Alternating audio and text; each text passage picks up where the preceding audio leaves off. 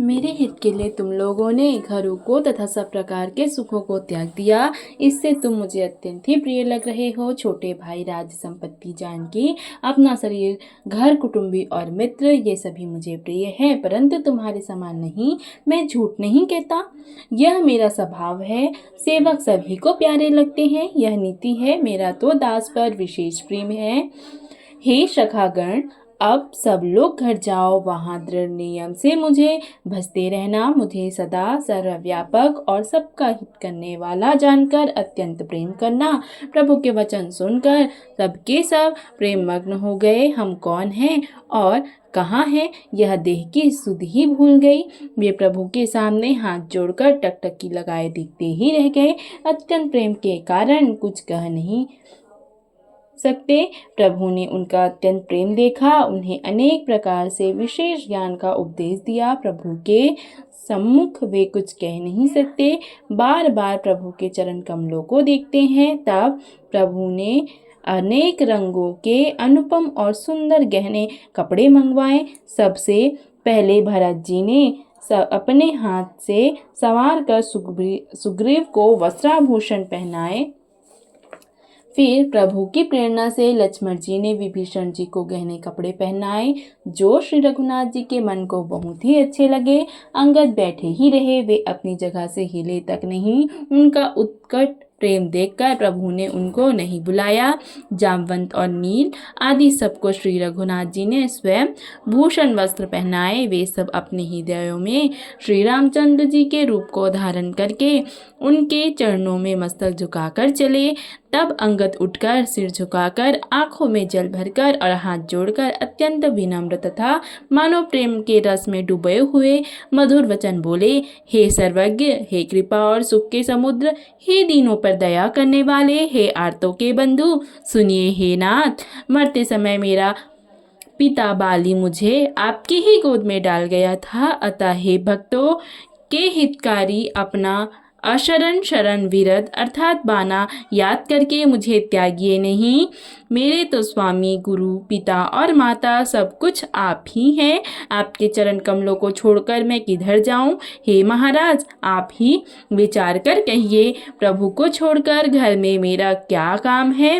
हे नाथ, इस ज्ञान बुद्धि और बल से हीन बालक तथा दीन सेवक को शरण में रखिए। मैं घर की सब नीची से नीची सेवा करूंगा और आपके चरण कमलों को देख देख कर भावसागर से तर जाऊंगा। ऐसा कहकर वे श्री राम जी के चरणों में गिर पड़े और बोले, हे प्रभु, मेरी रक्षा कीजिए। हे नाथ, अब यह ना कहिए कि तू घर जा। अंगद के विनम्र वचन सुनकर करुणा की सीमा प्रभु श्री रघुनाथ जी ने उनको उठाकर हृदय से लगा लिया। प्रभु के नेत्र कमलों में प्रेमाश्रुओं का जल भर गया। तब भगवान ने अपने हृदय की माला, वस्त्र और मणि अर्थात रत्नों के आभूषण बालीपुत्र अंगद को पहनाकर और अनेक प्रकार से समझाकर उनको विदाई की।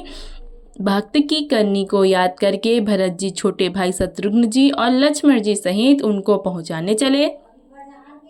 अंगद के हृदय में थोड़ा प्रेम नहीं है, अर्थात बहुत ही अधिक प्रेम है। वे फिर फिर कर श्री राम जी को देखा करते हैं और बार बार दंडवत प्रणाम करते हैं।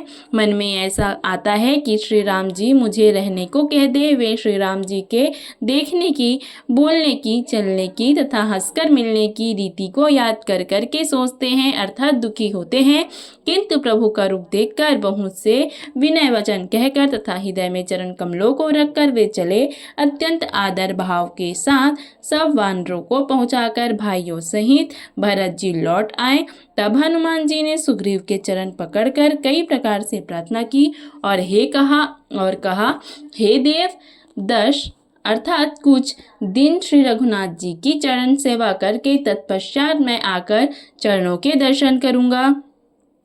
सुग्रीव ने कहा, हे पवन कुमार, तुम पुण्य की राशि हो जो भगवान ने तुमको अपनी सेवा में रख लिया। जाकर कृपा धाम श्री रघुनाथ जी की सेवा करो। सब वानर ऐसा कहकर तुरंत चल पड़े। अंगद ने कहा, हे हनुमान, सुनो, मैं तुमसे हाथ जोड़कर कहता हूँ, प्रभु ने मेरी दंडवत प्रभु से मेरी दंडवत कहना और श्री रघुनाथ जी को बार बार मेरी याद कराते रहना। ऐसा कहकर बाली पुत्र अंगद चले।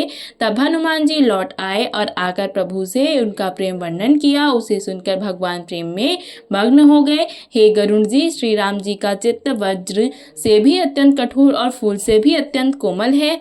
तब कहिए वह किसकी समझ में आ सकता है। फिर कृपालु श्री राम जी ने निषाद राज को बुला लिया और उसे भूषण वस्त्र प्रसाद में दिए। फिर कहा, अब तुम भी घर जाओ और मेरा स्मरण करते रहना और मन वचन तथा कर्म से धर्मानुसार चलना।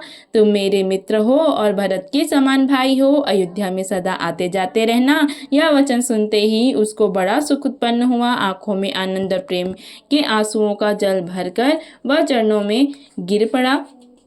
फिर भगवान के चरण कमलों को हृदय में रखकर वह घर आया और अपने कुटुंबियों को उसके प्रभु का स्वभाव सुनाया। श्री रघुनाथ जी का वह चरित्र देखकर अवधपुरी बार बार कहते हैं कि सुख की राशि श्री रामचंद्र की जय है। श्री रामचंद्र जी धन्य हैं। श्री रामचंद्र जी के राज्य पर प्रतिष्ठित होने पर तीनों लोग हर्षित हो गए। उनके सारे शोक जाते रहे। कोई किसी से वैर नहीं करता। श्री रामचंद्र जी के प्रताप से सबको विषमता अर्थात आंतरिक भेदभाव मिट गया।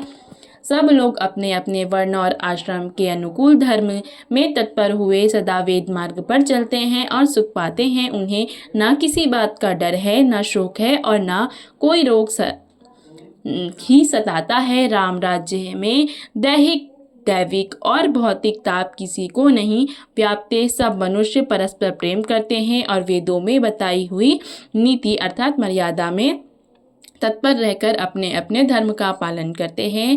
धर्म अपने चारों चरणों अर्थात सत्य, शौच, दया और दान से जगत में परिपूर्ण हो रहा है। स्वप्न में भी कहीं पाप नहीं है। पुरुष और स्त्री सभी राम भक्ति के परायण हैं। सभी परम गति अर्थात मोक्ष के अधिकारी हैं। छोटी अवस्था में मृत्यु नहीं होती, ना किसी को कोई पीड़ा होती है। सभी के शरीर सुंदर और निरोग है। ना कोई दरिद्र है, ना दुखी है और ना दीनहीन है। ना कोई मूर्ख है और ना शुभ लक्षणों से ही हीन है।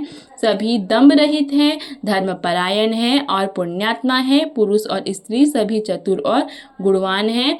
सभी गुणों का आदर करने वाले और पंडित हैं तथा सभी ज्ञानी हैं। सभी कृतज्ञ हैं। कपट, चतुराई अर्थात क्रूरता किसी में नहीं है। काग्भीषुंडी जी कहते हैं, हे पक्षीराज गरुड़ जी, सुनिए। श्री राम जी के राज्य में जड़ चेतन सारे जगत में काल, कर्म, स्वभाव और गुणों से उत्पन्न हुए। दुख किसी को भी नहीं होते। अयोध्या में श्री रघुनाथ जी 7 समुद्रों की मेखला करधनी वाली पृथ्वी के एकमात्र राजा हैं, जिनके एक एक रूम में अनेक ब्रह्मांड है। उनके लिए 7 दीपों की यह प्रभुता कुछ अधिक नहीं है, बल्कि प्रभु की उस महिमा को समझ लेने पर तो यह कहने में उनकी बड़ी हीनता होती है। परंतु हे गरुड़ जी, जिन्होंने वह महिमा जान भी ली, वे भी फिर इस लीला में बड़ा प्रेम मानते हैं, क्योंकि उस महिमा को भी जानने का फल यह लीला अर्थात इस लीला का अनुभव ही है। इंद्रियों का दमन करने वाले श्रेष्ठ महामुनि ऐसा कहते हैं कि राम राज्य की सुख संपत्ति का वर्णन शेष जी और सरस्वती जी भी नहीं कर सकते। सभी नर नारी उदार हैं, सभी परोपकारी हैं और सभी ब्राह्मणों के चरणों के सेवक हैं। सभी पुरुष मात्र एक पत्नीव्रती है। इसी प्रकार स्त्रियां भी मन, वचन और कर्म से पति का हित करने वाली हैं। श्री राम जी के राज्य में दंड केवल सन्यासियों के हाथों में है। वह भेद नाचने वालों के नित्य समाज में है। और जीतो शब्द केवल मन के जीतने के लिए ही सुनाई पड़ता है, अर्थात राजनीति में शत्रुओं को जीतने व चोर, डाकुओं आदि को दमन करने के लिए साम, दाम, दंड और भेद ये 4 उपाय किए जाते हैं। राम राज्य में कोई शत्रु है ही नहीं, इसलिए जीतो शब्द केवल मन के जीतने के लिए कहा जाता है। कोई अपराध ही नहीं करता, इसलिए दंड किसी को नहीं होता। दंड शब्द केवल सन्यासियों के हाथ में रहने वाले दंड के लिए ही रह गया है तथा सभी अनुकूल होने के कारण भेद नीति की जरूरत नहीं रह गई है। भेद शब्द केवल सुर ताल के भेद के ही कामों में आता है। वनों में वृक्ष सदा फूलते और फलते हैं। हाथी और सिंह एक साथ रहते हैं। पक्षी और पशु सभी में स्वाभाविक वैर भुलाकर आपस में प्रेम बढ़ा लिया। सभी पक्षी गूंजते हैं, भांति भांति के पशुओं के समूह वन में निर्भय विचरते हैं और आनंद करते हैं। शीतल मंद सुगंधित पवन चलता रहता है और पुष्पों का रस लेकर चलते हुए गुंजार करते जाते हैं। बेले और वृक्ष मांगने से ही मधु टपकता है। गौवें मनचाहा दूध देती हैं और धरती सदा खेती से हरी भरी रहती है। त्रेता में सतयुग की करनी हो गई। समस्त जगत के आत्मा भगवान को जगत का राजा जानकर पर्वतों के अनेक प्रकार की मड़ियों की खाने प्रकट कर दी। सब नदियाँ श्रेष्ठ, शीतल, निर्मल और सुखप्रद स्वादिष्ट जल बहने लगी। समुद्र अपनी मर्यादा में रहते हैं। वे लहरों के द्वारा किनारों पर रत्न डाल कर देते हैं जिन्हें मनुष्य पा जाते हैं। सब तालाब कमलों से परिपूर्ण हैं। दसों दिशाओं के विभाग बड़े प्रसन्न हैं। श्री रामचंद्र जी के राज्य में चंद्रमा अपनी किरणों से पृथ्वी को पूर्ण कर देते हैं। सूर्य उतना ही तपते हैं जितनी की आवश्यकता होती है और मेघ मांगने से जल देते हैं। प्रभु श्री राम जी ने करोड़ों अश्वमेध यज्ञ किए और ब्राह्मणों को अनेक दान दिए।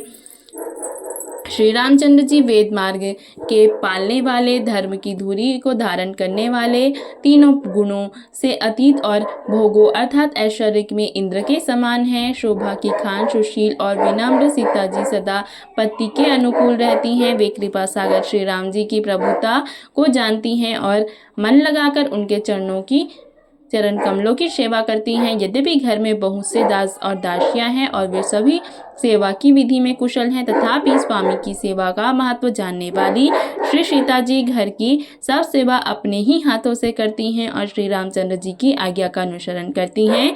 कृपा सागर श्री रामचंद्र जी जिस प्रकार से सुख चाहते हैं, सुख मानते हैं, श्री सीता जी वही करती हैं, क्योंकि वे सेवा की विधि को जानने वाली हैं।